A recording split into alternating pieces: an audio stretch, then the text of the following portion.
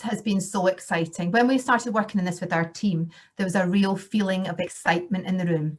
And this is it just coming together now for you. So let's just start off with our thinking. So I've got the joy of the afternoon. I get to share this fun project. So thanks very much, Tara, and to Luke for letting me share this part with you. If we go in here, we end up with our lesson plans, and our lesson plans have really been carefully thought through, linked only to this site. So let's just start in this top bit up here. We always think about, we really focus on making sure we master skills. We've talked about that mastery and how we need to make sure that's fully in place, linked to our recovery curriculums. So here we always choose, you see on the right, where it's banded on right, key mastery skills that will aim for your pupils to focus in on throughout this unit of work. We really think about that repetition of these skills across our loads of different writing opportunities, and they have to repeat that skill until it's fully embedded. That's the aim of it. So also when planning for English, can you see on the left hand side you've got a non-negotiables. So when we're considering planning for English, we always think about these non-negotiable skills too. The ones we want children to always consider. You can see that top one, you're all probably thinking, yep, we always focus in on punctuation, but that's to make sure they really think about their proofreading, their editing, when they're going back and looking at these number of writing skills.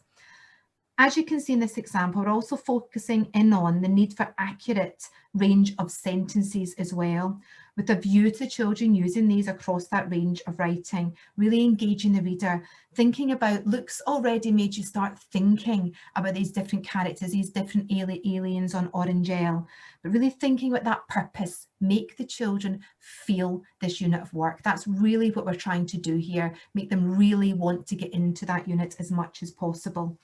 So we want that range of skills and non-negotiables applied right the way throughout. We always give a final outcome.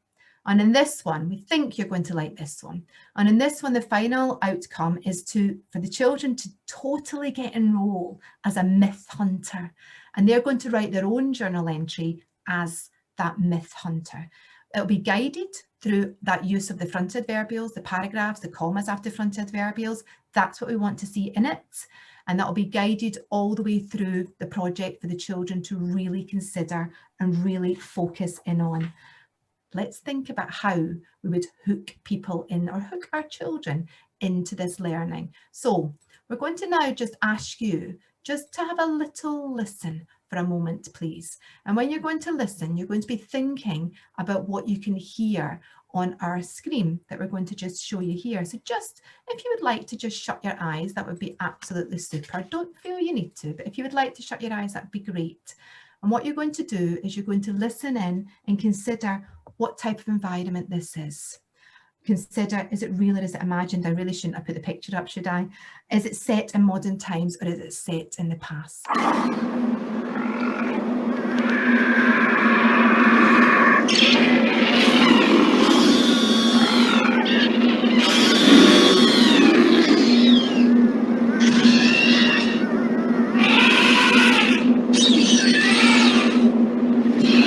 Now you can see and hear there has been so much thought put into these scenes, and just looking at it right now, you're just completely drawn into this.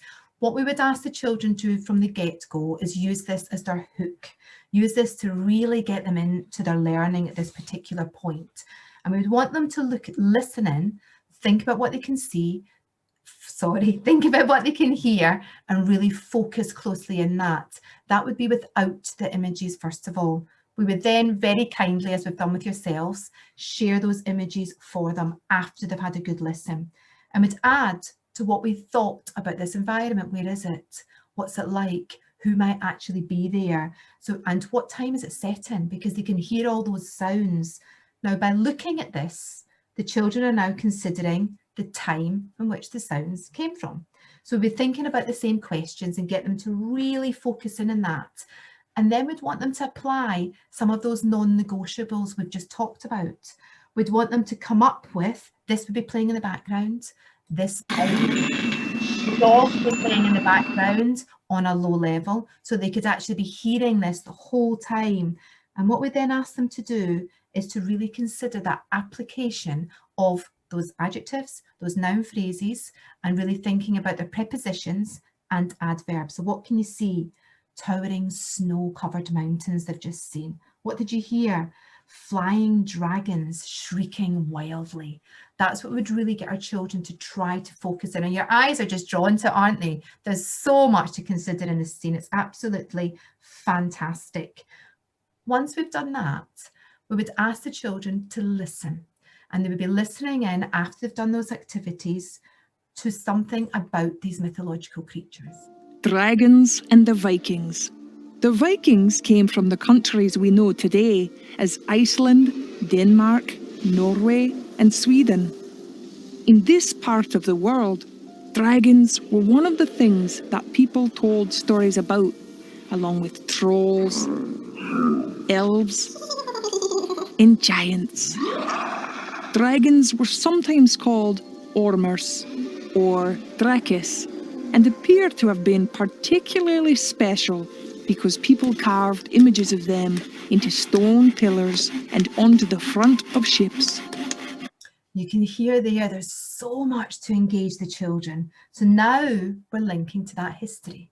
Now we're linking to that time, the Vikings. I like the accent as well in there. Look, that was a kind of a mix there. I'm thinking she was kind of slightly Scottish in there too. I'm not quite sure. But you've got that real mix in there of understanding of your literacy, understanding of a myth within English, but now with all that historical knowledge. So it's completely engaging your children as much as possible. So through this, we would be asking them to become those myth hunters, the kind of explorers that delve deeply into creatures from myths and legends. And on this particular trip, they'll be exploring, as you can see there, dragon lands as myth hunters. The writing task that we would really focus on within that, this is all in their first session, we'd be getting them to write a diary and to really think about that diary entry at this point, but really using that recount skill, but doing it informally because we want our final myth to be informal, our final journal to be informal. So therefore they would do it as a postcard format in the recount, writing back to their family, explain that they've arrived there, explain everything that they've seen and everything they've come across so far, and really ask questions as well. How are you and the kids? Get that informal style. Do you remember to clean out the goldfish? So that they really focus on that informality as well as all of that details of everything they've found. What we then want to show you here, Luke touched on this. We have the fantastic books within here in Inspire, and we couldn't resist looking at these when we were doing this planning section in here. And these books, the beginning, you'll have heard right up here, this beginning bit here when we got up to the dragon ships. But just look on here on the right hand side of this page. There's so much to discuss with our children. To the Vikings, dragons were part of a big group of creatures that they didn't much like, such as snakes, scorpions, worms and caterpillars. They believed that these animals caused diseases and blamed them for all sorts of bad stuff that happened. Vikings didn't like that. Some creatures had special abilities that seemed magical. For example, caterpillars transform into butterflies and snakes shed their skins and grow new ones. Dragons actually thought to be similar to snakes. The Vikings thought that the nasty, greedy people could be turned into them. And one myth, a guy called Jormungand ate so much food that he grew into dragon. That was so long it could wrap around the whole world. How much of those children just learned from reading that text? If we were down here on the left-hand side, you can do a printable copy, as Luke just said, of that text as well. With that, we'd want to ask questions to the children and we draw them to close reading. As I said earlier, Luke and Josh have been incredibly passionate about the importance of reading as part of Inspire. So we draw the children in. Paragraph 1, what do Vikings tell stories about? Paragraph 2, why didn't the Vikings like dragons, worms, snakes, etc.? Paragraph 3, what happened to Jormungand? List 3 dragons and stories. And where was Beowulf written there on the next pages that we were focusing on over here. So really focusing in on that fantastic text and getting the children to engage with that as much as they possibly can. There's so much within this. It's almost endless, the opportunities within these scenes that hopefully that you're beginning to see in there yourselves. Huge amount of opportunities to really focus in on. And we have just engaged and loved using these scenes to plan from. Absolutely having a lovely time doing so. Just something to consider here as well. We talked about making sure that we have a real focus on the skills that we're teaching. Just to show you how this would work, we said we were going to be doing a focus in on looking at paragraphs and adverbials, and this is what we would do from that. So we'd take the ideas from the text, so this is all within the unit, and we'd take these ideas from the text and we'd ask the children to put those into two piles. So they'd be thinking about, are they Vikings or are they dragon sentences? And they'd really have to read these closely. They would be doing that to really consider that view to how to paragraph their writing, which is the key skill. Then we would ask them to choose one of the sides, Vikings or dragons. Once they've chosen one of the sides, we would ask them then, as a writing task, to write a description of everything they've learned so far about Vikings and dragons, and we'd ask them to use those fronted adverbials to join that together in that section of writing. So it's all really been thought through with a good, clear focus and on everything linked to the Inspire site, with the final outcome being them writing as that myth hunter and applying each of those skills as they do so. Something else we would just like to show you within the page in here is really thinking here about that cross-curricular side that we just talked about. So as you noticed on the plan, or maybe you didn't notice in the plan, on the right-hand side, you can see it says Inspire Humanities. So we want to link that literacy and the humanities together. So when you open up the Inspire Humanities here, what you'll notice are some fantastic geography ideas. We have our science and we have our art as well. And you'll have noticed there, when you looked at the scene, or perhaps you didn't quite notice, maybe didn't give you enough time to do so, that you have different elements as well on the scene to look at, which is what we're going to draw into through the humanities.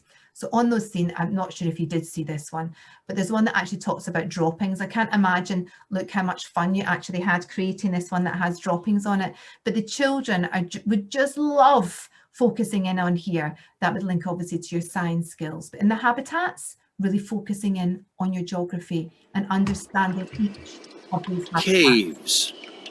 The caves where dragons live can be small, cramped, dark, and damp. And you get the idea there. Absolutely super. You really want me to open up this one, don't you, to see what's in the Lizard logs. This is the type. There you go. That's all you're getting for just now. Just a little bit in there linked to what we actually have. But that links in the humanities back to the literacy skills is what we have aimed to do so in there. So hopefully you've got a good idea of the project so far. Let me just pop the cameras on here. Guys, do you want to pop your cameras on as well? So just, sorry, let me pop that light out. Oh, it's gone properly dark in my house, hasn't it? Oh, maybe you're winter time. Your habitat there, a dragon. Yeah, which habitat was I? And that was all that chat about droppings, wasn't it? I actually lost the thought there. In our feedback form now, we're going to have people saying that they wanted to see a bit more of the lizard logs and the dragon droppings. Oh, I think so. I think that's exactly what people are going to ask for. This is going to be available from the 23rd of November. And from the 23rd of November, you'll be able to have access to that fantastic Dragons site that you just saw there for year 4 with that planning link to the year 4. You'll also have the year 3, which is just an absolutely gorgeous scene. And it all links to your Enchanted Forest plus Merlin and potion making. Which year 3 child's not going to love that? Then Orangelle, that Luke has already shared that Orangelle with you, which is just magnificent in there. That has been one that we have loved looking through. Just the way it's all put together, Luke and Josh, is just so clever. You just piece it all from all the knowledge. I felt like I was going back in time to quite a long time ago with Space Invader machines when I was watching that one. Absolutely super scenes in there. So you can see there the annual online subscription package of $395 with year 2 and year 6 coming in soon.